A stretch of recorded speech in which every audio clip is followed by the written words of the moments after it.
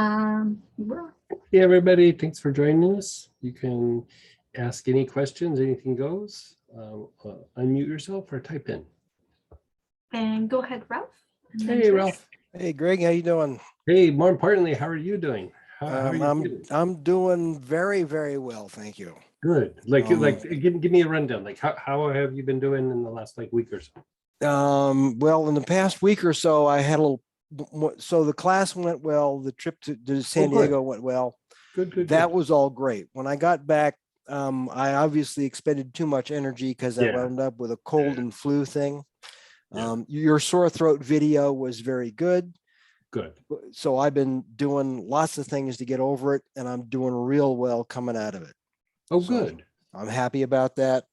Learned a lot, and I have some more learning to go, but I'm happy with what I got. Yeah. Good. Question on the sore throat video that you put up.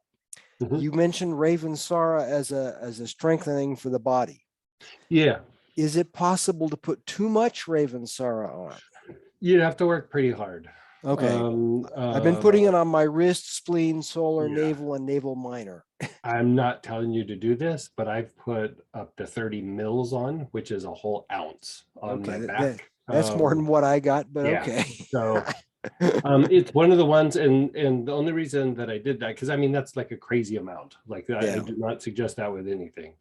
But I have these friends who are like long time in the medical aromatherapy circles, and like back in the mid to late 80s, when people were getting diagnosed with HIV, they, there was no great treatment. And so some of the French physicians who, a lot of the French physicians, or let me say that differently, a lot of the medical aromatherapists in France are usually physicians. Right. And so one of the things that they were doing was they were taking either Ravensara or Bay Laurel. Okay. And they were putting literally an ounce on the person's back, and they would measure the viral load before, and then they would go through and they would do the treatment. And within 24 hours, the viral load would drop down to almost zero. Okay. And these were usually people who were in crisis, like the viral loads were really super high. Yeah. And so the thing is, you have different components, and you have like the virus, and then, talking about that situation, you have the virus, and then you have your body's ability to like fight off the virus. And so in this particular case, it helps to offset the virus and strengthen the body, and it really helps the body be able to fight the virus very quickly, significantly. And they're antiviral, and a lot of times it's not that it's like the substance is necessarily targeting the virus, but it's targeting your body, that then your body targets the virus, right? Yeah. And so there's that component, and then the other component is, this happens a lot with viruses, bacterias, even allergies, is, the virus, might only be there for like a couple of days, sometimes 12 hours to maybe 48 hours, sometimes a little longer. I'm talking about like colds and flus and things. Right. And the virus has gone. But, I was making this like kind of explanation to somebody else yesterday, and it's like, but they're like old school rock and roll. Like they were there for a while, but they trashed the hotel room. Like, they sure as hell did. They throw TVs out the window. They squirt ketchup on the walls. They cut up the sheets. It just wreaked havoc. And so a lot of times what happens is, there's the viral component, and then there's the trashed hotel room, so to speak. Right. And it's just it makes your body like just go into these like weird things. Like viruses kind of like turn these like little keys in your body and make your body function better so that it can thrive, And so with that, something like Ravensara is really good for that, because it helps to strengthen the body. It's antiviral, it strengthens the immune system, it increases your energy levels a little bit, not like drinking a cup of coffee, but it just makes you feel kind of stronger. You know what I mean? I like it because it feels to me like I'm rebuilding the batteries in the basement, which I need. Great way to say it. And even like in terms of medical aromatherapy, like you could say like there's some things like if you boiled it down to like symptom oriented treatments, there's some things that it's kind of good for, but one of the things that where it really super shines is we used to refer to it as like an environmental treatment, and not like the outside environment, but the environment of the body. It just starts making everything function better, cleans things up, and makes the immune system function better, gives your body more energy. It you know, it helps to detoxify the body a little bit. Like, you know, it just does like a lot of good house cleaning. And it's basically the maid service that comes in after that trashed hotel room. And so you can go kind of big dosages. And, you know, even in the old days when I was seeing a lot of patients one-on-one in person, you know, I was doing long days with no breaks, and getting towards the end of the day as I got older, I was like, I don't have the juice in my legs like I used to. Like, you know, I used to be able to just power through it. And like as I was getting older, I was like, I might have to shorten my day a little bit. But so what I would do, buddy. like I know. But like about like 3 or 4 o'clock, I would take like 4 or 5 drops of Ravensara, and I felt like the old days. Like, you know, I could fire through the rest of the day. And the rest of the day I was tired, but I wasn't like tired, you know what I mean? And so you could use it for any kind of variation of that. And one of the things that I used to do actually with whiplash patients is, you know, we were when we were doing that study and that kind of, it was a study, but it wasn't so much a study for me. It was an ER doctor was doing something for UC San Francisco. And we were seeing patients at different stages. We were seeing patients that were had just been in an accident, like either, you know, within a few days or a week or 2 weeks. And then we were seeing people a couple of years out. And then I was seeing patients that were 5 or 10 years out from a whiplash that it just didn't heal. And the group that we were targeting for the fresh whiplashes, they would go through these like stages, and within like a few weeks, like I'd say maybe about 3 weeks or so, their energy level would start to drop, and kind of substantially. You know, it's just like long-term pain and agony. Yeah, long-term pain. They had a bunch of inflammation. They weren't sleeping good. You know, the adrenaline was wearing off. They were starting to deal with insurance. They were just they were having to make adjustments in their life because of the injury. And so, you know, we looked at several different approaches, and I started doing this combination of Ravensara, thyme linalool with just a hint of oregano. And I mean, every one of them would just like snap out of it. And, you know, a lot of them would just refer to it as that juice. I need more of that juice, you know. And I was mixing it in olive oil so they could just like, you know, kind of like shoot it. And they loved it. But they would say that like if they took it, they could function in the day. And, you know, it was just like a gentle way to strengthen the body, help the body's immune system get strong, help the body kind of, you know, be able to fight off the inflammation and all those things. And so any variation of that, I mean, just Ravensara by itself is a very potent tool for anything immune / inflammatory oriented, and the fatigue that can go along with it. And so you can go a little crazy with it. Like I'd put several drops on like your wrist, and I'd even be throwing back like 3, 4 drops at a time in water, and you know, once or twice a day. It will definitely help get your energy levels back. Okay. How about using, I have red thyme and Moroccan thyme in hand. Go Moroccan thyme. Moroccan. Yeah, and the reason being, it's fortifying, it helps to regulate the thymus, and it's very anti-inflammatory. And you know, one of the issues with getting sick is there is kind of an inflammation that's in the body. And so in the more earlier stages, I usually use like the red or the white thyme or something like that. But after it's gone on, or there's fatigue afterwards, or the infection's been really chronic and long-term, I go Moroccan. Okay. Yeah. All right. And one more, you said any question goes. You said you had been talking to GMCKS about the effect of solar eruptions on viral Mhm. viral mutations.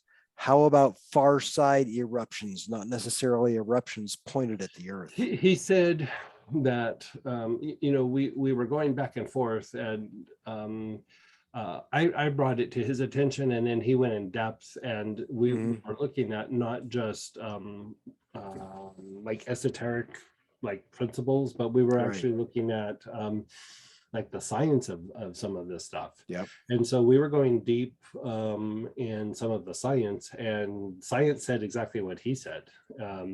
It causes mutations in viruses and bacterias, and then Mhm. the RNA of people, but also animals, whatever it is, it's just Yep. it hits the RNA.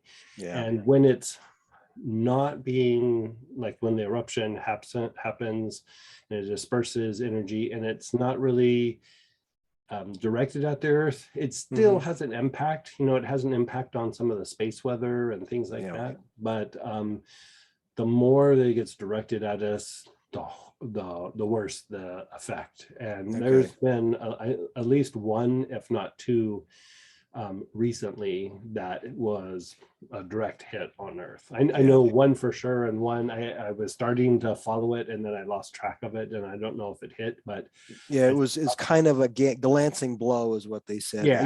I used to build satellites of my previous Oh, job right. things, so I'm kind of familiar with some Yeah. of what you're talking about. Yeah. Yeah. I used to Okay. consult for a satellite company Oh, really? a long time ago. Yeah. Which one? I'd have to look up their name. Okay, I work But for Ford Aerospace. it was a little tiny company. Oh, okay. It was I mean, they brought me in because they had employees stealing information to create their own company. Oh, yeah. And it was government contracts, and it was like the FBI, and they couldn't figure out who it was. And Oh, yeah. Oh, boy. yeah, I had to deal but we with some figured of it the out. things. Those people got arrested and did a little jail time. So Okay, here we go. yeah, Anyway, thanks. yeah. So Catch you later. glad you're feeling better. Like, and glad you can make your trip. Yeah. And then go ahead, Chris, then Mary Ann. Hey, Miss. Oh, I almost disconnected myself. Hey, Greg. Hey, how are you? I'm good. Thank you. I was wondering if you can tune into a couple friends of mine. Glad to. Yes.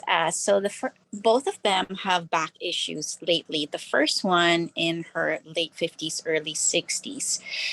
Last time I saw her, mid back around the back heart, back solar plexus area, the right side of the back was so inflamed, it almost looked like there's a hump on it. So I put the Blue Healer tonic and then spikenard, I believe. Can't remember what else to put on there. Maybe the marjoram tonic. Just wanted to get your Okay, so like if like where's the pain? Is it like by the shoulder blade, or it's a little bit lower? Back on the right side of the spine. It's almost like there's a mini hump there by the back heart, back solar plexus. It's just so tight. Tight and that inflamed. Yeah. Yeah. So here's the issue. Like, we started to go down this a little bit when we were talking pain class, like way back in the day, and then even when we talk pain, but sometimes it's a little bit like complicated is not the right word, but like sometimes you kind of have to rotate through some things because you're dealing with like some inflammation, and then when there's inflammation, it causes muscles to either lose tone or to like really constrict up. There's some toxicity because blood and lymph hasn't been moving through there. There can be several things. And so, I like the things that you did already. You're already doing spikenard that is calming to the nervous system, calms the sensory nerves, helps to relax the tissue. The marjoram, very antispasmodic, helps to dilate vessels to get things to move through there. Blue Healer, very anti-inflammatory, also very calming and soothing to the emotional component. But like this is what I do. I'd kind of probably keep doing those things, but I would augment a little bit. And the thing that I would do is sometimes when something's been there, it's been there for a while, the body can get like, we talk about toxicity, but there can be a lot of like inflammatory material in the tissue itself, right? And so one of the things that we've been doing is you want to kind of be able to open up the fascia, but sometimes you just really need to detox that particular area. And then it responds to the other things a little bit better. So like when we talk about things like arthritis in the joints and things like that, we talk about like deposits, crystalline deposits, just accumulated of just poor quality of blood in the joint and how it's impacting that particular area. And so, we look at that from the point of view of joints, but like when we see something up in the tissue, we kind of move away from that. Just as like a group way of thinking about it. But sometimes these things really need to be like detoxified, like the tissue. And the thing that we've been experimenting with, and I'm like over the moon with the result we're getting, is we're applying lovage directly to those areas. And so we had several people where they would have like a kink in their back or something, and they weren't responding, because of like, it would feel better, and then the next day it would come back, and it would come better, and it would come back. And sometimes it's postural misalignment, sometimes it's it's all kinds of things sometimes. But so what we started doing is first, like time or two, I would have them put like lovage, like neat, like right on the area. And then after a time or two of that, I would have them do the lovage body tonic. You can make it, or I think I've been making it privately for people, but I don't know that we put it up on the site. But when I make that for people, I usually put lovage with MSM in it, which is also very detoxifying, and then just rub it on the area. And I mean, it's a kind of a game changer. And then, still do the marjoram, still do the spikenard. If you feel that there's like a spasm that's just not unwinding, the pain relief antispasmodic or just wintergreen by itself can be helpful. Marjoram is a very good antispasmodic, but wintergreen, it's a pain reliever, but it also helps to unwind spasms that are so knotted up that it just won't release. And so you might want to put that in the mix. Would mhm. work have to be neat? What's that? Would wintergreen body tonic work, or do you think neat is better? No, you could do it in a little bit of the body tonic, or you could put it in a little bit of like sesame oil. Like Oh, okay. you could put like 4 or 5 drops here, and then just a little tiny bit of sesame oil, and then rub it around, and then just rub it on the spot. Got it. And I don't know that you would have to go through a whole lot of it, because a lot of times if you can get it to unwind a little bit, then you can do like further treatment with some of the other things. But that it's up in that area. The other area of concern, like, because you just start kind of trying to make things better. Right? And so if you put marjoram on the spine, it helps to loosen it up. But sometimes there's a tension in the spine that is hard to unwind. And if that's the case, try putting helichrysum like directly on the spine.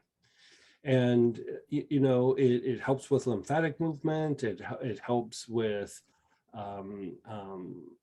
inflammation, but also if there is some sort of like trauma-oriented energy, like emotional response, it doesn't mean that she had an emotional trauma and it put it there, but like sometimes when something's been so painful for a long time, it starts to cause like an emotional trauma response.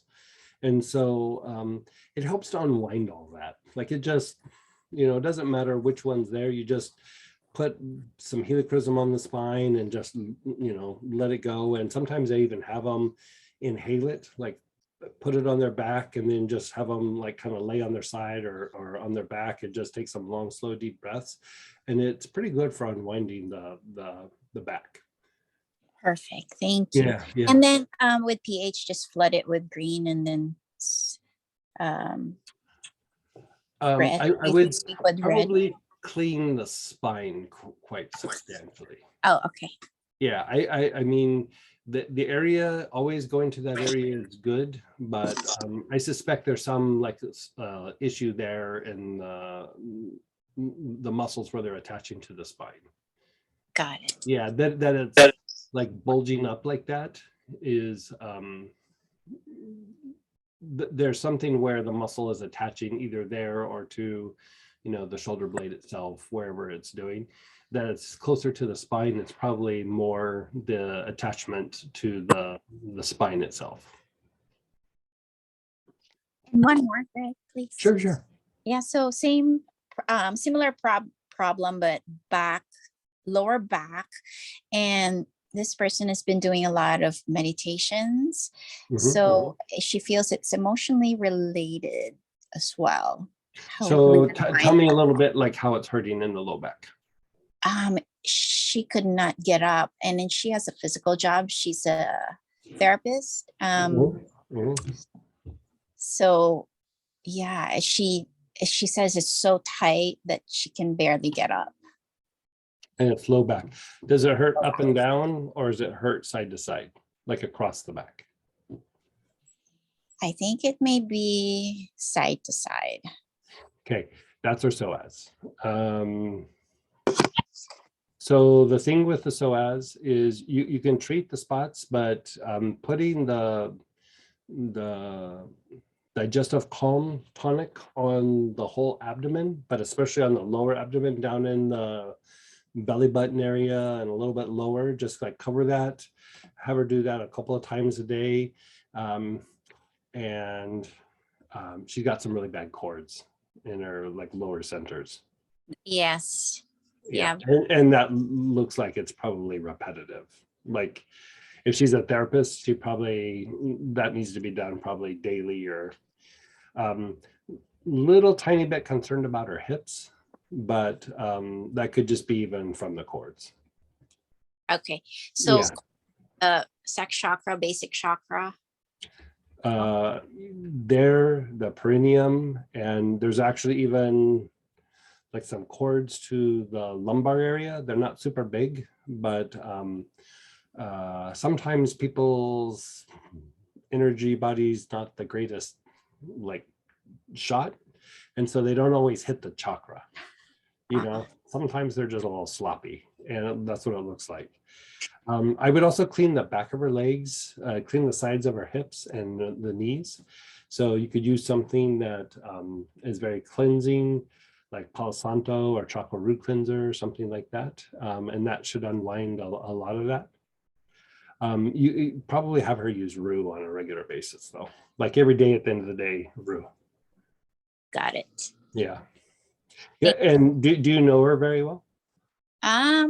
She's been coming to see me for over a year now. Do you think she's like,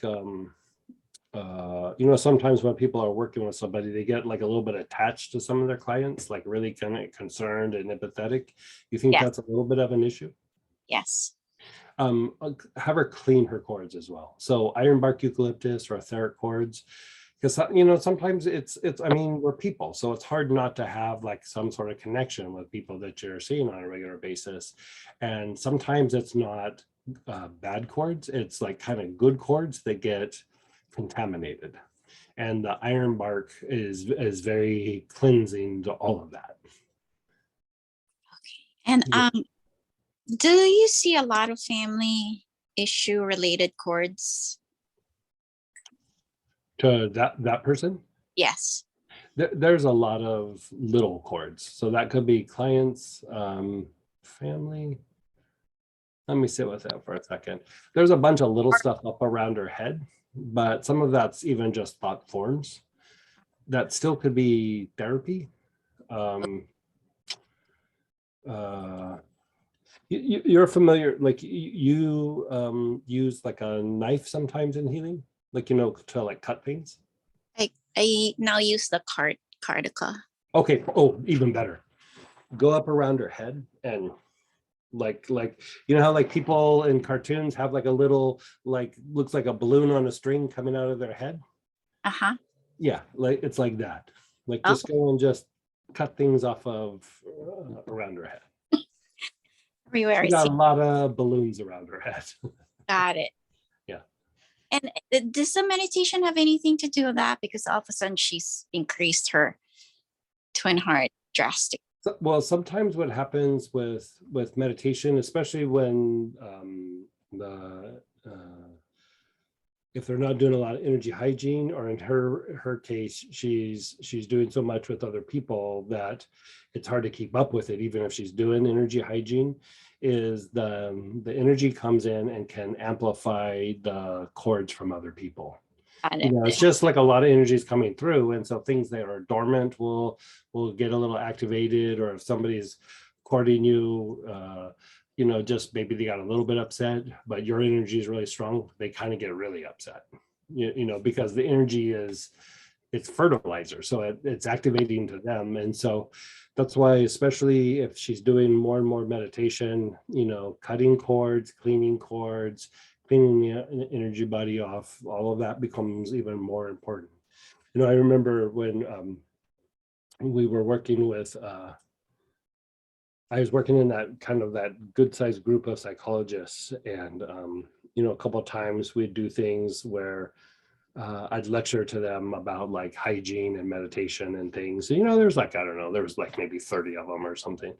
And there was story after story of where they would say they had an intense session with somebody, and then they would go home and be on the couch for 2 days and couldn't get up, and they would have like kind of a, not a low grade fever, but they would just feel hot and they would have a headache. And I was like, it's contamination. And you know, they all kind of would push back because, you know, they're very academic. And I was like, just trust me, just, you know, take a salt bath, you know, like chocolate root cleanser or coffee or something like that. Take a good solid salt bath afterwards. And, you know, the first few times I said it, they really kind of blew me off. And then a couple of them started doing it. And they were like, every time I see this one person, you know, the person had gone through a really horrible thing.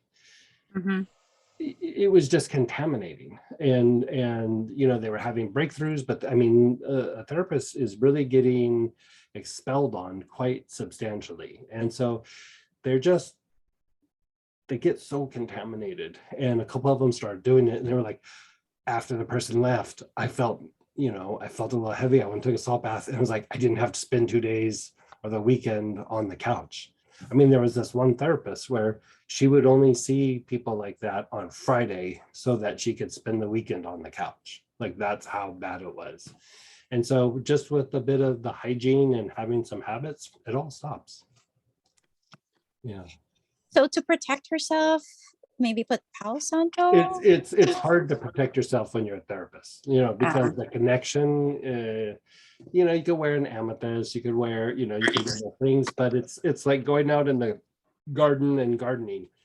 You're in the garden, you're going to get dirty. Like, the thing is when you come inside, you got to shower it off. If you try to stay clean and garden, it's not going to happen, right? And so with doing therapy, you just have to be able to take a good shower, you know, afterwards. Like, you're going to get contaminated, you know, over a period of time.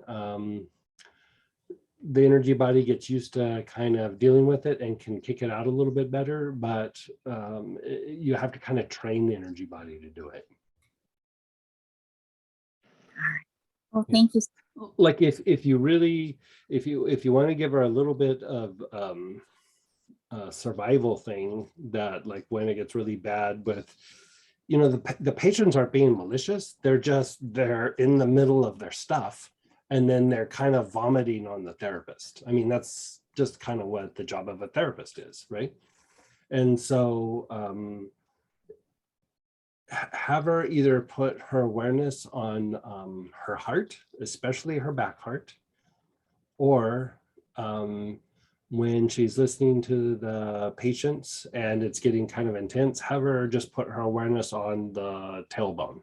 like the bottom of the tailbone, you know, the basic chakra, because you have two different things happening here.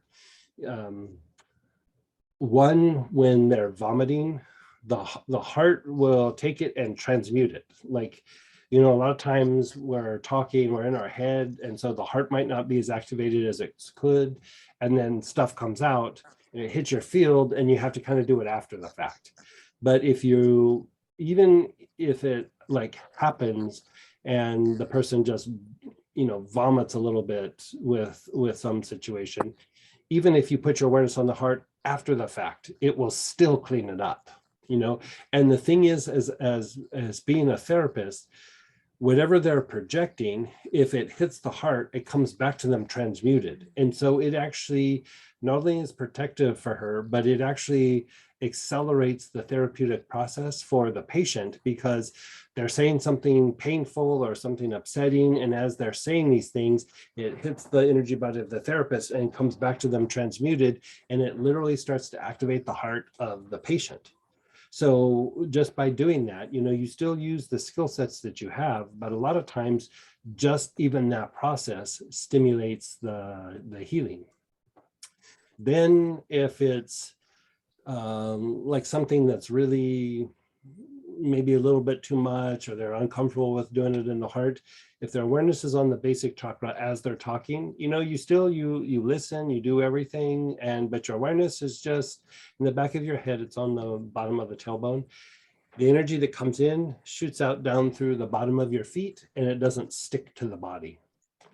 You know, it's not so much therapeutic for the patient, but it's very protective for the therapist. I mean, those are her two best bets. I would say better than wearing a big piece of amethyst for her or whatever, because that amethyst is going to get dirty before the end of the day. Like it won't even make it through a day.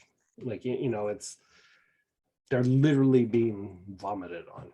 And so it also depends on the kind of therapy they're doing. It also depends on their therapeutic approaches, you know, but if they're doing hardcore therapy, it's a messy subject, you know. Right. Yeah. Oh, well, thank you. I even knew surgeons that would their arms would get super itchy, and they would start developing arthritis in their hands. And, you know, we'd have them do things to clean things up and it would feel better. But I just had them wear like big, giant, like green stones on each hand. And they said all of that stopped. You know, you just gotta, you can't stop doing what you're doing, but you can protect yourself a little bit. And so they couldn't necessarily wear it in surgery, but as soon as they were done, they'd pop those green stones on. How big is big? I might do that for myself. You know, Like green tourmaline, right? yeah, green tourmaline, chrome dioxide, moldavite, you know, something along that lines. At least a couple of carats, you know. Okay. 2, 3 on carats. both hands. Well, you're not going to want to wear it on your hand doing energy healing. You could put it on afterwards. I would honestly just wear the green stone on the non-dominant hand. And then when you're done doing healing, pop it over to the other side. That's what I used to do. Like I would just like wear it during the healing, and then when I was done, I'd switch it over to the other hand for a little bit. Oh, okay. Got it. I mean, if you want to have 2 rings, yeah. I mean, but like, you know, also being like cost effective and everything, you know, you just use one and go back and forth. Okay. Wonderful. Thank you so much. You're so welcome. And then go ahead, Marianne, then Cindy. Hey, Marianne. The first speaker got me to wondering if Ravensara might not be good for my chronic inflammation issues. Would that be a good option to include with? It's not super anti-inflammatory, but it does help the body kind of like strengthen the immune system. We put a little bit of some stuff together for you that is to target that. So let's see how the stuff is that we're sending to you, and see how that works. Like when you placed your order, we put in some things for you. Okay, so the order did go through.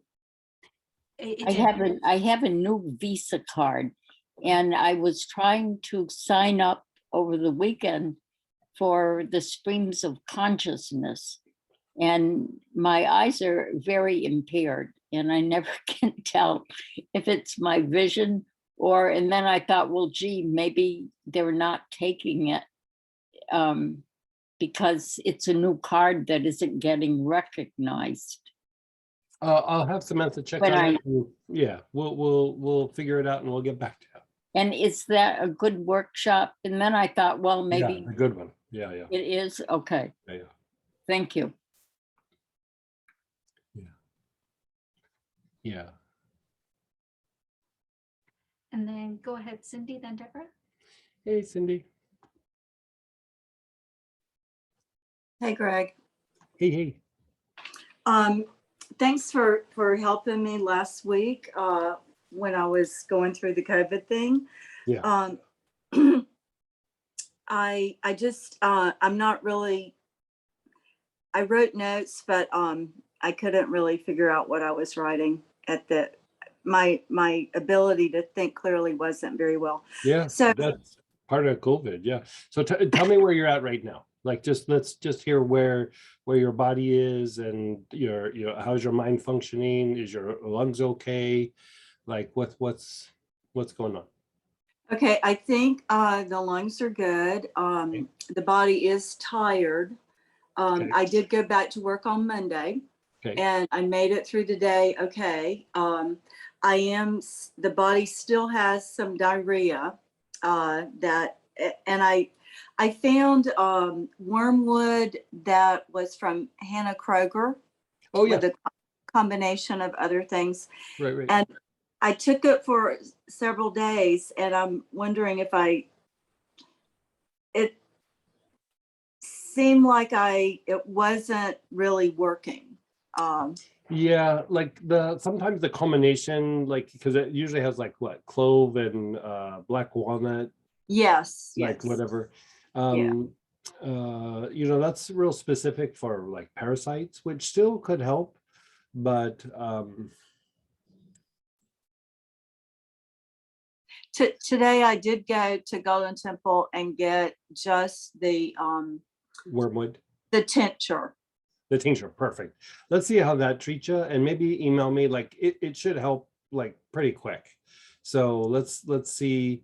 And I think we had you using some cinnamon in water to offset the diarrhea and also give you some strength. Were you able to do that, or? I did that a couple of times, and then I'm doing so many things I forgot. Yeah. Oh, I hear you. Yeah, I hear you. Because I'm still taking Minarda. Yeah. But I'm cutting back to like once a day. Good. And Okay. anise or anise. Mhm. I've been taking that because I think I do gulp air. Yeah. And I can tell that is helping. Yeah. That the gulping air is just an imbalance in the nervous system. So in the autonomic nervous system. And so, yeah, do that for a little while just to keep balancing that out and toning that out. And plus it's good for digestion. It's good for a bunch of things. So The cinnamon. the anise. Anise. Okay. All right. And I did have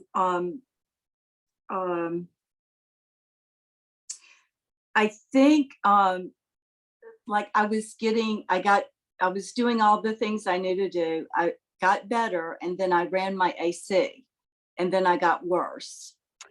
Okay, this is what I would say about that. It could have been something like that, but this latest round, there's a little bit of sick, better, back to sick again. And so we've been seeing it not consistently, but like I've heard it more in the last like 3 or 4 weeks than I've heard it in the last 6 months. And Okay. so I like that you're still using the Minarda. Like, keep doing those things even when you feel better, because for whatever reason there is a bounce back with this. And this happened with a flu about 7-8 years ago. There was a strain and went through about 18-month cycle, through society. and people would be sick for like 10 days. And, this is way pre-COVID. They'd be sick and then they'd be better for like a week or two. And they were like, oh, I'm back, I'm feeling good. And then boom, they'd get it again. And certain viruses just kind of do that. And, it's usually a mutation of something. And, the COVID thing is mutated several times already, just what we're aware of, but I'm sure there's mutations that we're even not aware of. And just stay on top of it for a little bit. Okay.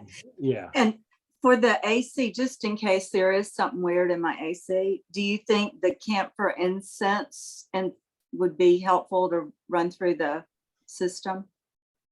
Yeah. Do you have a diffuser? I Or do. even if, because even if you don't use the diffuser, you could even just take a tissue and put some oils. Try putting cinnamon in your diffuser or on like some tissues and just let it diffuse in the air. Like savory works, and I can even give you a couple other choices. Give me just a sec here.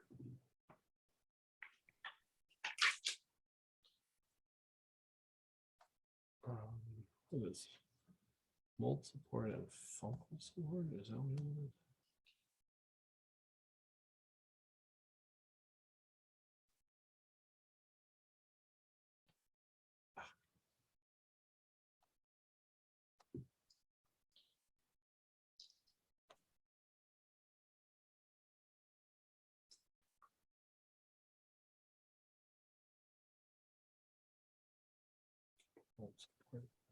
What was that other one that was not the mold support, but the one that's kind of like it? Yeah, It's that was fungal something. fungal something.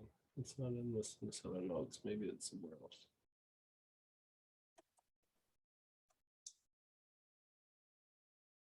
Yeah, I have fungal support. Not coming up in my notes. Let's see here. I have several recipe books, so.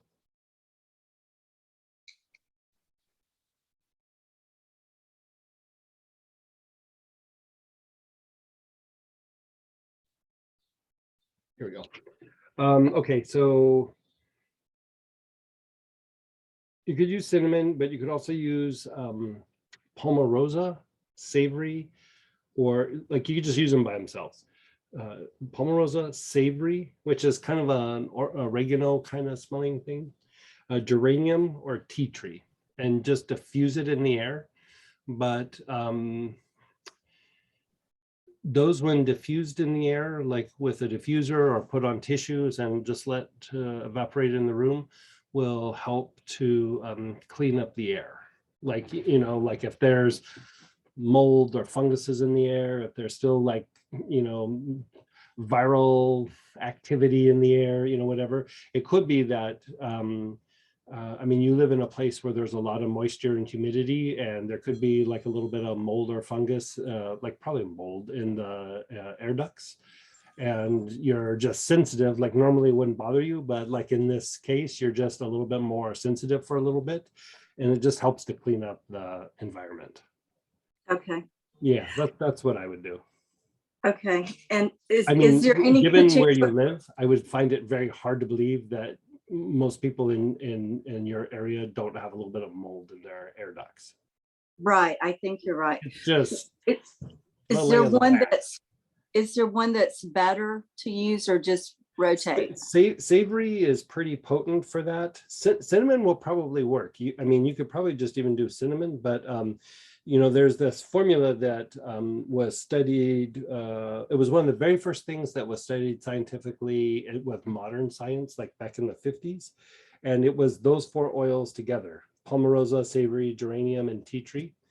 And they found that it reduced fungal activity and mold in the environment that it was diffused in. And so you could use them singly. I mean, you could blend it together, but a lot of times when we're traveling or something and that happens, I just, whichever one I have, which is usually tea tree, I just, put a bunch on something like in a hotel room. Sometimes in a hotel room, I don't want to put it on a tissue. I just walk around and just put it on the carpet and just, call it good. And it changes the room dramatically. Okay. Yeah. And then last week you talked about Angelica being good to Oh, for an aging immune system. Yes, yes. yeah. So I've been researching the herb and I'm not really sure. Well, I can't find the capsules at Golden Temple. I can find the bulk herb at Golden Temple. So get Angelica root. Yeah. And is it, If you're going to do the herb, it would probably need to be like 3 or 4 capsules a couple of times a day. so is there a particular brand or? Oh, you know, I always use the oil. You know, like, you know, I don't know if they still have it, but that one company where they have the green and white bottles that like kind of flip up, and they got those old school herbs. Nature's Way. I think that's it. That company used to make an Angelica root. Okay, I'll check. And if that doesn't work, then just go on Amazon. Like they'll have it to you in 2 days. And what's a good price? Like I did see something that was $5 and I'm pretty sure that's not right. No, it's usually like $20 or something for the herb. You Okay. know, it's an expensive herb. Like you Okay. know, like the oil and the herbs are, you know, they're a little bit pricey. You know, it's like golden seal prices. Right. Okay. All right. Yeah. Thank you. You're so welcome. And then go ahead, Deborah, then Denise. Hey, Deborah. Hi, Greg. Hey, hey. So I have a lot going on. Mhm. This past week, Mhm. there were a few times where I had like this rash that was breaking out on my arms, and I thought, oh my goodness, in the old days, when I would get really nervous, I would get a rash, but nothing's really changed like suddenly. So I thought, well, you know, I'm starting to use all these herbs, all these oils, and Mhm. is there something not like is conflicting or something happening in my body? Is it where you're putting the oils, or is it just like you're inhaling things and you're starting to get the rash a little bit? Well, it didn't happen. So I'm actually putting like 3 different oils in water and taking them separately, sort of spaced out during the day. What are you taking? Just give me an idea. Schisandra, the Melissa, Bay Laurel, and then I wouldn't think any of that would cause a rash. Okay. And then Yeah, the like the things that would Vitex cause a rash would usually be like things that are real hot. Like, you know, if you were like, you know, big dosing like cinnamon or oregano or clove or something like that, it'd be like, maybe.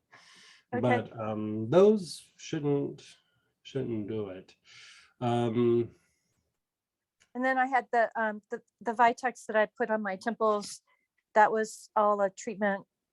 How's your digestion? Not bad. Okay. And how's your breathing? Like, are you breathing okay? You feel like you have No. something going on in your lungs? You have tightness in the chest? I have tightness in the chest, and it kind of works its way it's your out. lungs. It's tied to your lung.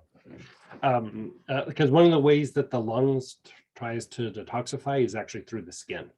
And so sometimes things get stuck, or sometimes you'll be kind of going like a rapid detox can cause like acne sometimes on the skin, you know, when the body's trying to release something. But sometimes the lungs are struggling a bit and it can manifest as some rashes. And so tell me about your lungs. What's going on? Is it just tightness in the chest? Is it?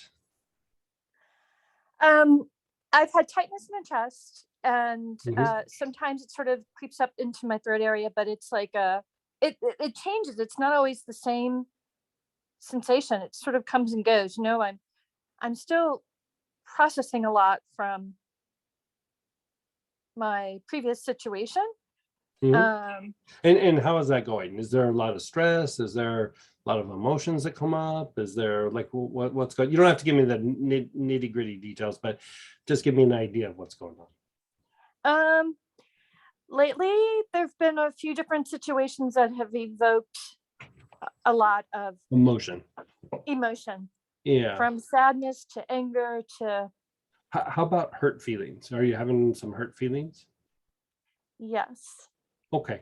Um, that makes me want to double down on the lungs a little bit. And have you been inhaling like helichrysum very much at all? No, I have helichrysum though. Let's have you do that. I like that for you for a couple of things. Like I'm gonna walk you through it so you can kind of monitor it. So for one, it helps to break up any kind of like, it helps to reduce scar tissue in the lungs and the connective tissue in and around the lungs. It's anti-inflammatory. It helps to stimulate lymphatic function. So if there's some lymph nodes that are in and around the lung tissue, or the the like trachea and the throat area, will help to kind of clean that up. So that's one component. Two is it helps to move past. It helps to release trauma. Like, it helps you to kind of integrate something that is like painful or upsetting, and it helps to literally like release the trauma.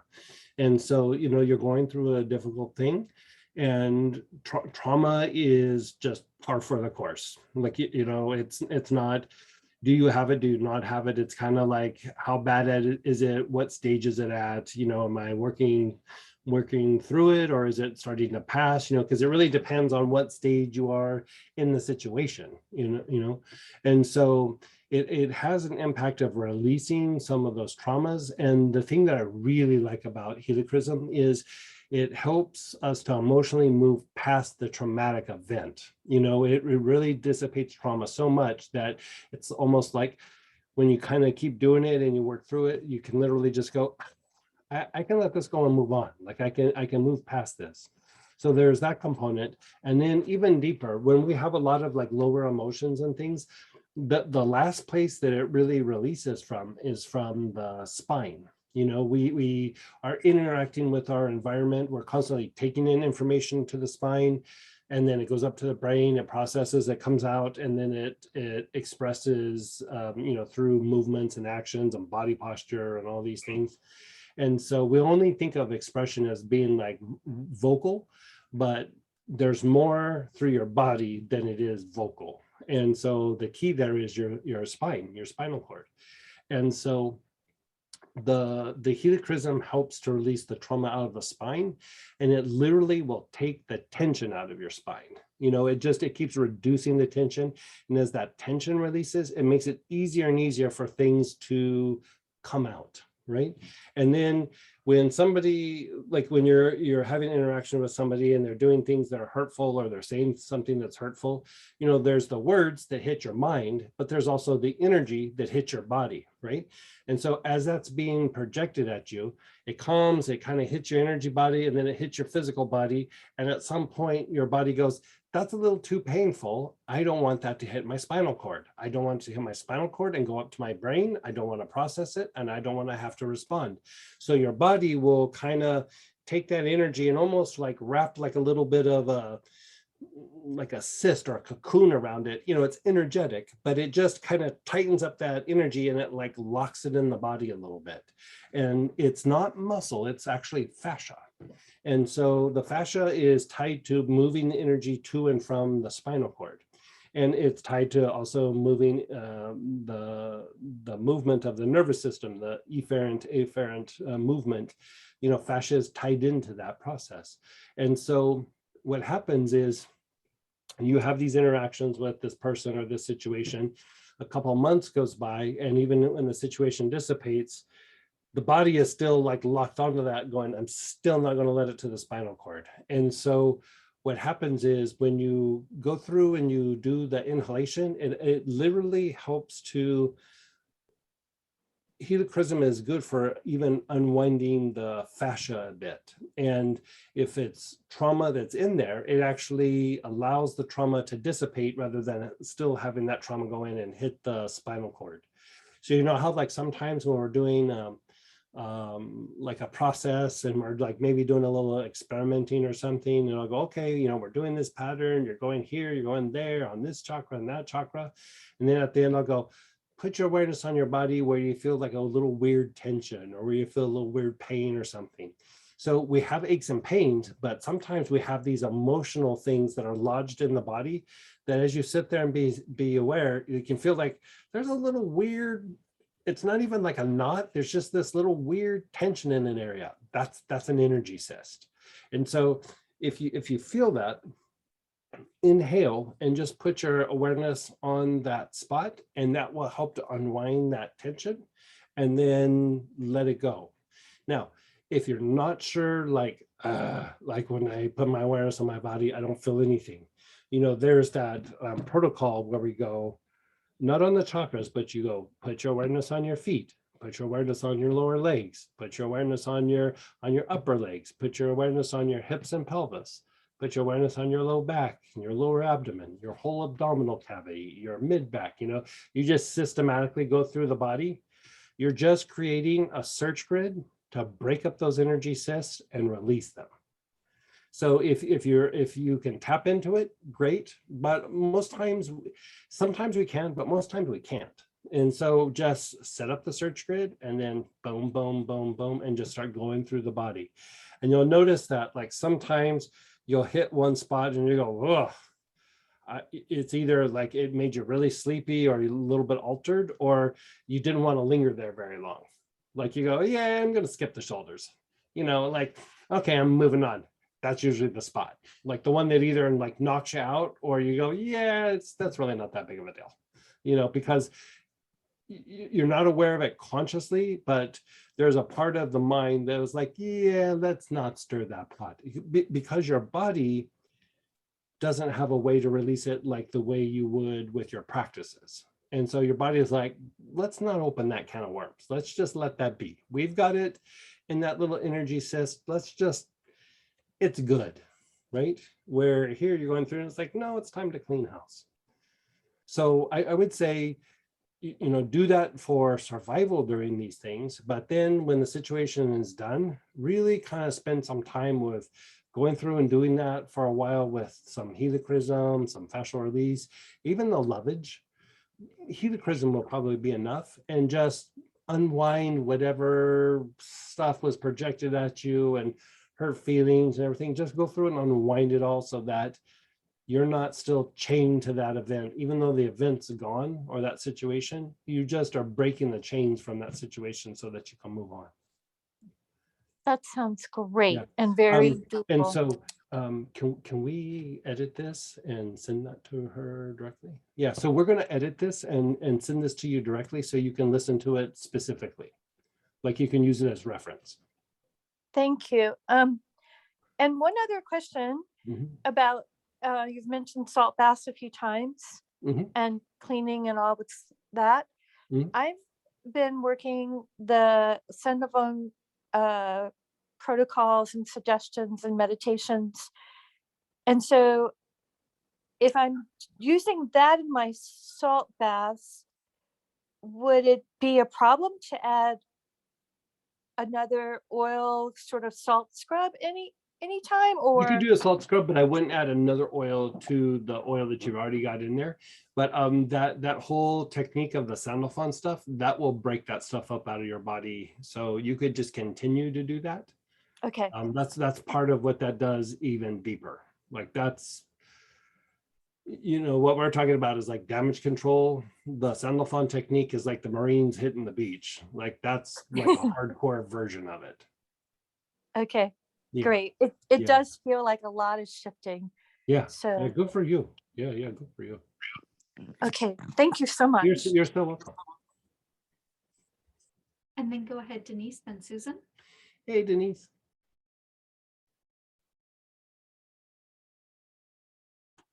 Let's get you unmuted.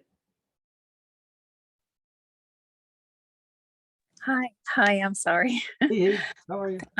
I I'm doing well in some ways, but I kind of just think I've got an exhaustion cold flu from probably everything, Mhm. from the surgery and then with my son. Right. So do you think Tell me how you're feeling. Tell me your symptoms right now. Let's just explore.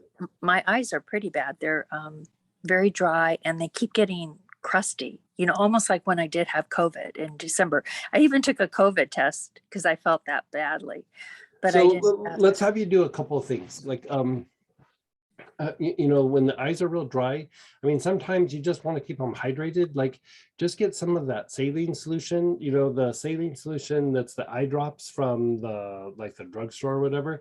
It's not just saline solution. It has a little bit of a lubricant in it that's good for your eyes. And, until your eyes kind of bounce back, it actually can be very helpful for that. And so, just like maybe a couple of times a day, just keep your eyes hydrated, because it can make the difference. So, like, it makes them less blurry. It makes them function better. Anytime there's an eye issue, I mean, the first thing is hydrate. And then the mucusy stuff that can happen, like the crusty stuff, a lot of times that's tied to like liver function. And one thing that potentially can work is a couple of drops of peppermint and water and drink it daily. You could do it in the beginning of the day, middle of the day. I mean, you could do it at the end of the day. I don't like people to do it like right at the end of the day, because peppermint is really relaxing to the like this little muscle in the top part of the stomach, and it relaxes it. And if you take it at the end of the day, then when you lay down, some of the stomach acid will go up the esophagus. And so I usually say, like, maybe by 4 or 5 o'clock, don't take any more peppermint. Okay. But during the day, it's fine, like, because it'll wear off by then. But if you take it like right before bed, Yeah, yeah. might be up all night or off and on. Well, you'll just wake up with like kind of a irritated throat and have to go like a lot, because you basically are causing heartburn. Well, could it be massaging that scar tissue that's creating? Because sometimes I get a bit of a sore throat too. Could it be just some of the germs coming out of all that? That's possible. Yeah. Okay. Yeah. So would stay with the helichrysum. Do I ever take that internally? I mean, I know I take You it. can. For this, it's like more topical, but like taking a few drops internally does stimulate lymphatic function, reduces inflammation, loosens up the spine, like we were talking about. You don't need to do very much, but a lot of this is just like topical. And Okay. How is it going with the scar? I'm just curious. Well, it's. I think it's doing overall pretty well. They said that they wanted to hit it with a laser at the end of August. And he was pretty impressed that it's, healed as it has. It's mostly where that hematoma was. Right. That's still a bit hard. It's not horrible hard. I find if I use hot pack on it, it really seems to work well. Then massage, then I switch over to ice, and then I do the helichrysum and other things. Check you out. Yeah, so I'm really learning a lot about that. I mean, for the first time in my life, really taking care of something like that on myself. I've done it on horses and other people, but not so much myself. And then, but like basil or rue, what are those for? And can you take? I know basil you can take internally. Yeah, don't take rue well. internal. Yeah, rue is a little too potent to take internally. But rue is very good for dealing with conflict. It's very good for like cutting and releasing from like negative people or negative situations. And it's also good for helping to like in the middle of the stress response, like the stressful thing happens and then you're going, what does this mean? How's this going to impact my life? This means this means that. Rue is really good for that stage of the stress response. It's really good for that. So in a way, it kind of is calming to the adrenals, but more like in conflict. Like if the adrenals are super overactivated, it's okay. But like if you're in the middle of a conflict and you need to calm the adrenals down, it works good for that. Kind And of so, clarification a little bit. Does it clarify? yeah, it helps you to look at the situation a little more clearly. Like, you know, basically it makes you a little bit less reactive and just go, well, what does this mean? Because at first you're like, you know, and you go to like horrible places with it, you know, because it's upsetting. And then as you sit with it, you go, well, it's just probably means this, or sometimes it's even like, well, maybe we'll wait and see for 24 hours and see what's going on. And, you know, rather than just reacting. And so it can be very, very good for that. You know, just inhaling it through like out of the bottle is pretty potent like that. Like that's usually about all you need to do. Like you just inhale it for 15, 20 times. And, you know, if you need a little longer, that's fine. But yeah, don't take that one internally. It's just, it even can be a little bit irritating to the skin on some people, you know, not often, but a little bit. And yeah, like if you get into like a really hot bath, like a really hot bath, sometimes your body will react to an oil that you put on your skin normally, and that's fine. But in a hot bath, the pores open up and your body becomes a little bit more sensitive. Rue can be a little bit irritating in a really super hot bath. And so usually I do like a medium temperature if I do Rue. Yeah. Oh, thank you. And then what was the other one? What was the The other one? basil. So basil is very good for offsetting the effects of stress. Very stimulating to the mind, very stimulating to mental faculties, helps you to cognitively process. It's antispasmodic, good for the digestive tract, good for the nervous system, does reduce the stress response somewhat. Yeah, I mean, you can even use it like, I use it a lot for when, like, if we suspect people have food poisoning, that's my first go-to thing is basil. Wow. And so basil does a lot of things. Yeah. Yeah. And like if I bump my arm, would I go to basil? Like last night, I really whacked the heck out of my elbow. You know, one of those ready to Put the go off. helichrysum on that. Yeah. Okay, helichrysum. And then otherwise, basil I can take internally, and I can put it on straight. Yeah. Okay, thank you. Basil's super good in like all its forms, all the different applications. Thank you. I am making friends with lots of them. So it takes time. It takes a long time because I've got more than I can keep up. Right. But I'm learning. Thank you so much. I So appreciate it. if the hematoma area doesn't go down, like it's going down, right? Yeah, it's just still a bit thicker than the rest of the areas. And there's one other thick area that it's much thinner though. The hematomas, you can feel a little bit of it.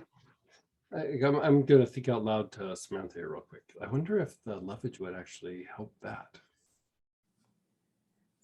We're going to do a little experiment with you, if you don't mind. Okay. I would be very curious on that because, you know, that is a thing with hematomas. And, you know, usually we just do helichrysum all the way through. But, you know, what we're finding with the lovage, it does so many other things. We're going to send you like a little body tonic thing and just rub it on that spot. Still do the helichrysum, but let's see if we can't detoxify that even faster. Like it just pulls things out of the tissue and helps the body to metabolize it, you know, just get rid of it. And let's see, I'm curious, this is more of an experiment than anything. And so we'll just send it to you. Thank you. And just put it on straight. Just rub it. We're going to make it into a little body tonic. So just shake it up and just rub it onto that little spot. And let's see what that does. Not so much for the scar tissue, but that thickened area where the hematoma was. Excellent. Thank you so much. Thank you. And thanks. I'm doing it more out of curiosity. Like I think it might help, but I'm not completely sure. So let's be sure and let's see what it does. I'm open. Thank you so much. You're and so grateful. Yeah. My pleasure. Have a nice evening, you guys. Thank you. Thank you. Go ahead, Susan, then Troy. Hi, Greg. It's Susan. I listened to you and I am just slack-jawed the endless amount of things that you know, and I I'm just old. not as It's not knowledge, it's just experience from all the years. well, I just I just cannot say how wonderful it all is. Couple things. Last a couple weeks ago, I talked to you about somebody that was having a mental breakdown. I followed your protocols. Things are not going well. I ended up in Dallas last week, kind of with that person so that my son could go to work because she's unable to be left alone. And I didn't Give me the details. mental Like, breakdown. She's having a mental But breakdown. tell me what that means. Like different She people has, will mean different things by that. I completely understand. She's having panic attacks where her pulse will race. It can go to 120, 130. And so that is the first sign, shortness of breath. And then it goes to, she described it to me like she feels like there is a house on fire and her children are inside. And she gets very panicky. And so she did go into an institution for a week. She's an outpatient. She's on a ton of meds. They're just changing her meds all the time. But she's not like hearing voices. She's not. She has not mentioned that. You called her, you and Donna both called her hypersensitive. And she's not aware of it. She doesn't believe in what I do. But I will say that I would go over there first thing in the morning at 7 so that my son could go to work. And I breathed your oils for the first hour or two and did protocols with them. And she was curious. And so she would breathe them with me. And when you said, will she breathe oils? And I said, no. And I was wrong, happily. So I brought some oils for her in case she decided she would. So I brought her some Cape Snowbush and some Galbanum and left them with her. But if there was something else, I would send them to her. Okay. So, I mean, from the parts you just told me, that sound like, how long is that lasting? Is she like in that all day? Is she in that and then it goes away and then it comes back? She can be. It's only medication like Xanax or some other ones that. Because it sounds like panic attacks. Like, is she just having, how are they differentiating between panic attacks and like a mental break? Like, is there other symptoms? I don't think so. She's in a great deal of denial. She thinks it's going to be medical, but the rest of us are not in that. But anyway. Is there something going on in her life that's causing like unresolved, or she's not wanting to deal with, or something like that? There were red flags even before this. She has some emotional instability. And like, then what does that mean? Like she has outbursts, or she gets depressed, or she's overly sensitive to absolutely everything. And it's always everybody else's fault. And so she has to corral everybody around her to behave in a certain way so that she can be happy. Okay. Is she grinding on other people? Like they did this and they did that. They said this. They said that. Yeah. Is she like not just jaw tension, but is she going like this a lot? I didn't notice. I did not see her do that. Okay.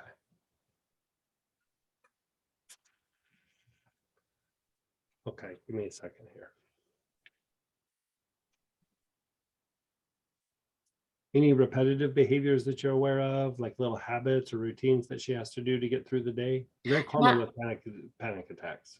I did not see anything. That I was there for 3 days. Okay. And I didn't see anything that I was aware of.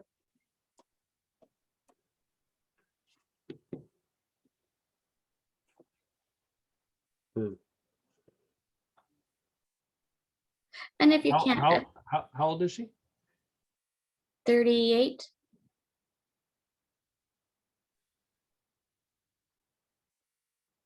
And if you can't, that's okay. That wasn't my big question. I thought that was going to be a little question. I suspect that, well, I don't have to say it, but Please do. I think, you know, along with the, I mean, she definitely is having panic attacks. I mean, it sounds like she's diagnosed with having panic attacks, but I think there's a little OCD there. Okay. And I mentioned last time, and I forgot to mention this time, there was some mushrooms that they used several days before they started.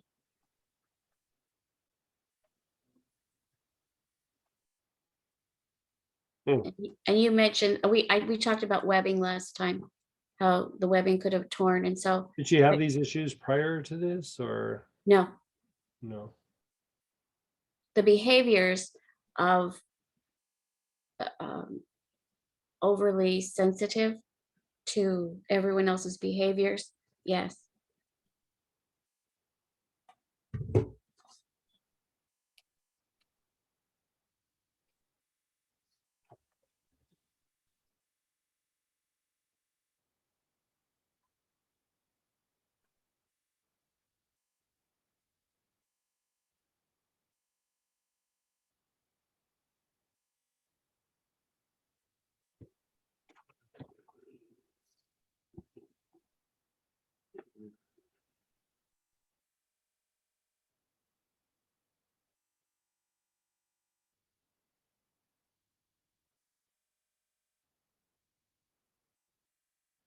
And she will work with the oils a little bit. Yeah, if I send it to her, she might. She has a meditation she likes, and I said, add an oil to the meditation. That might really help. The meditation goes through the different chakras.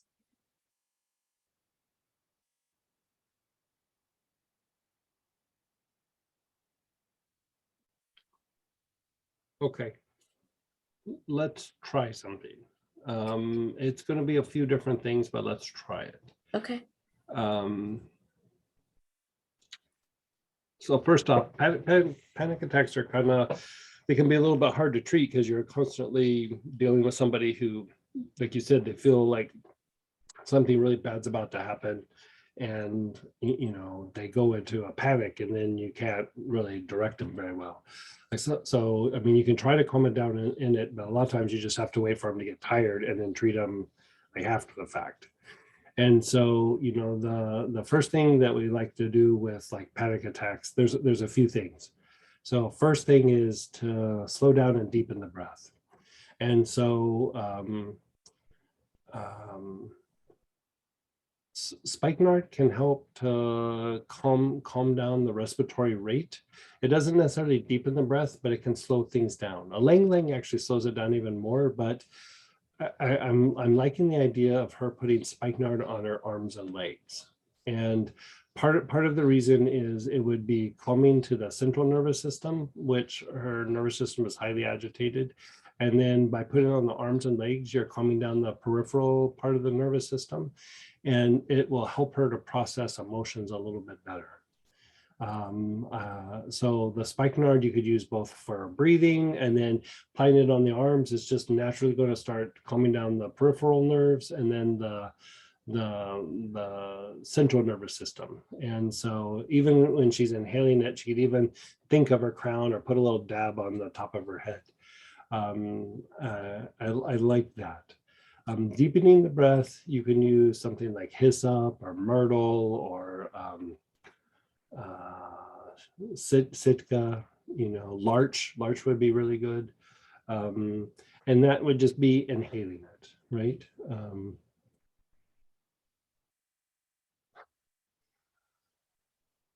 I also like the idea of using Petitgrin with her. Like inhaling some Petitgrin, you could rub it on her feet, you could just anywhere you can get it on her body, or if she'll just sit and inhale it quite a bit.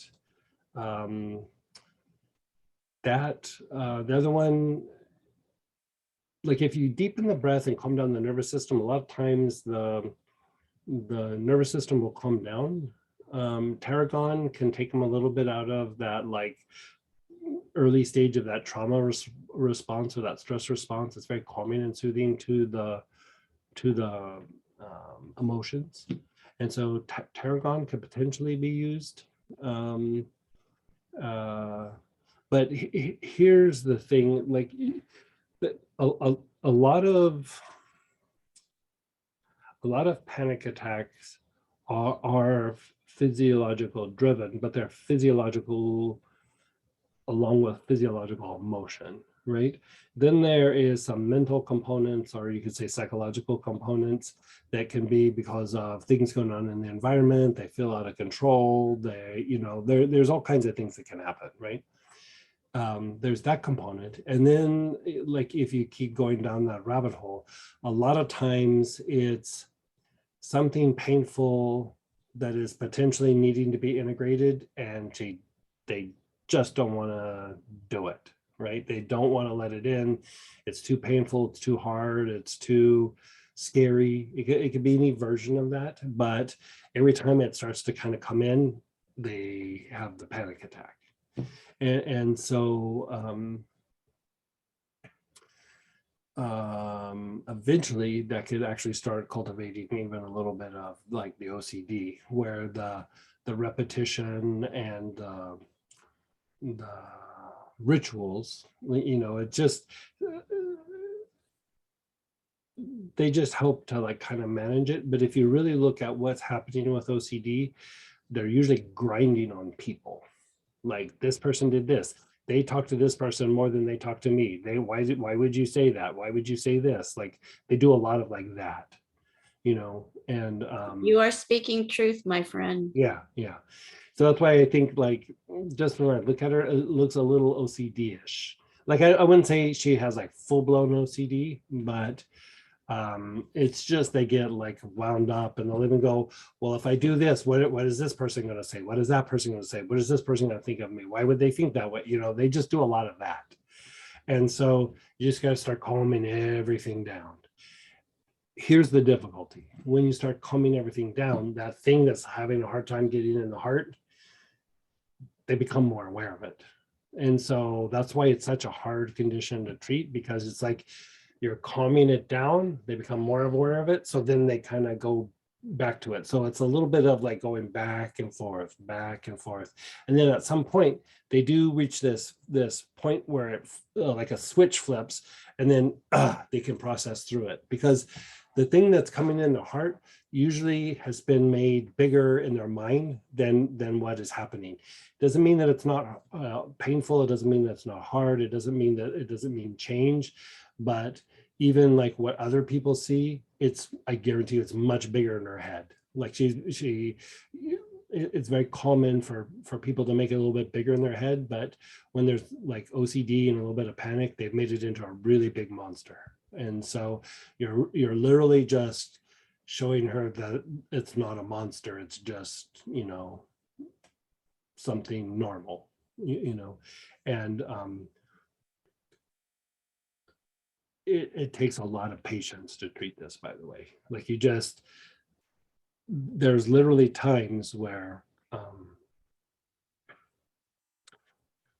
when they're in the middle of it, you're not going to talk any sense to them. You almost have to wait till the exhaustion happens afterwards, and they're a little bit more cognitive. That's the time to talk to them. But in the state, just keep them stable, try to get them to breathe, try to do, several patients that I used to do this thing where they'd go 1, 2, 3, 4, 1, 2, 3, 4, 1, 2, 3, 4, 1, 2, 3, 4.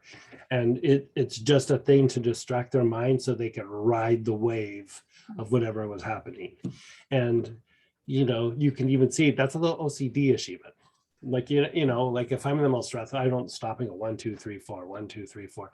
But it was almost like a healthy version of it. It was like how they rode through, so they didn't have to take medication, because they knew that it was a panic attack. They go, I just got to make it through the panic attack, and then I'll be okay. And so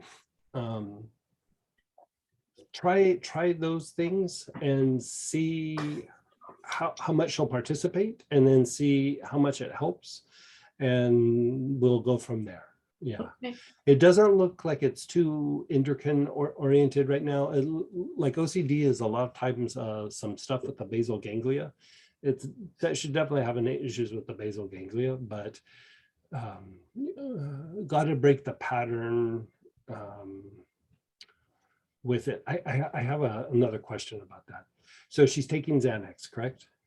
They've changed her medication so many times. I don't know which one she's taking now. I would be very curious if she's taking Xanax, just like, She did initially, but it only has a 4-hour, Right.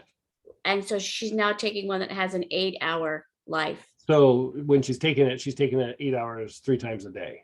Well, Right. yeah, and a host of other drugs as well. She's Wh- taking the what- ones that are long-term for depression, and yeah, they just keep changing her meds every time she Yeah. goes. So yeah, I mean, they're problem solving. That's pretty normal. Yeah. The thing that, like, I would say, it depends on the physician and the approach, but in the old days, they would have people take the Xanax when they felt the panic attack coming on. If she's on Xanax, she needs to not do that. She just needs to take it like a couple of times a day, like how the doctor prescribes, and not just take it when she's starting to have the panic, because that will cause a like an emotional addiction to it. Okay. Yeah. I mean, it's a very addictive medication to begin with, but if you tie it in, like every time you have a panic, you're going to take a pill. Anytime she starts to feel a little stressed, she's going to have a panic so that she can take a pill. That- Like that behavior needs to be like nipped in the bud. That's really interesting. Thank you. Yeah. I will share that, especially with my son. Yeah. Okay, well, thank you. I know we're out of time, but I have another question. We have a couple minutes. I don't know if it's emotional or if it's physical. I've done some aha moments, which are great because I get to heal them. But there's this pain it's almost on the outside of the inside of my ear. It's not in my ear, but it can have sharp pains. And then the skin along my left side of my cheek is just really tender. And so I have an ER, very dear friend, an ER doc. And I thought it was like an ear infection that was going down my jaw. And he's mentioning things like Bell palsy and shingles and Do you have a rash at all or anything like that? no, it just started this morning. And so I'm asking, I guess, preemptively. So Your I face losing muscle tone? No. Or is There's it drooping at all? Or no, this is just starting today. So I'm just, it could be emotional because I had some really lovely aha moments of stuff today. So, maybe that's it. And I just get to You heal. had some respiratory issues, coffee in I'm the fine. last month? Mm-mm. Sinus Jeff had- issues? Sinus No. issues? at all? Jeff had COVID when we were in New Hampshire. I did not get it. I'm fine. How do you sleep? On your stomach, on your side, on your back? Right side. It's on the right. It's on the left side. I sleep on my left side. But you sleep only on your sides. Mostly, yeah. You ever sleep on your stomach? No, not really. Rarely. Sometimes. Not often.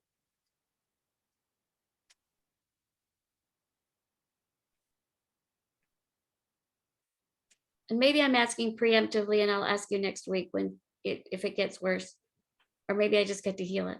That's my thought. I would do a thing where put a little like marjoram on your neck, like from the back of your ear down to like your I've got collarbone, and then do something that deepens your breath, like large, same thing, large, hyssop, Sitka. yeah. Yeah, I've got it. Spikenard, Sitka. Do that, because I suspect, you're not having any of the other symptoms. And one of the things that can happen there is a referred pain pattern from the sternocleidomastoid that will go up into the ear and around the ear, and like those areas that you're talking about. Yeah, where the jaw minor chakra. It's Yeah. under there. Yeah. And do you grind your teeth, or your jaws pop and click when you chew or anything like that? Mhm. Okay, let's just do the thing that we said, and let's see what happens. I'll put some marjoram physically on there I'll just dab it on there and breathe some Sitka, some spikenard. Yeah, okay. Thank you. Perfect. Thank you, dear. You're so welcome. Tell your husband hi. So we're at the end of the session. Let's switch over to the angel session, and I think Troy was still waiting, so we'll answer Troy's question, and then we'll jump into other things. Awesome. It is in that weekly newsletter. I haven't had a chance to post it yet. I'll see about posting it right now. But yeah, so we'll see you guys over there. If you want to just go to the newsletter and tap that angel practice session, we'll finish up here and then go into that. And I took some pictures of you guys who asked questions in the chat, and I will get those over to Greg as well. All right, thank you guys, and I will see you over there in just a second.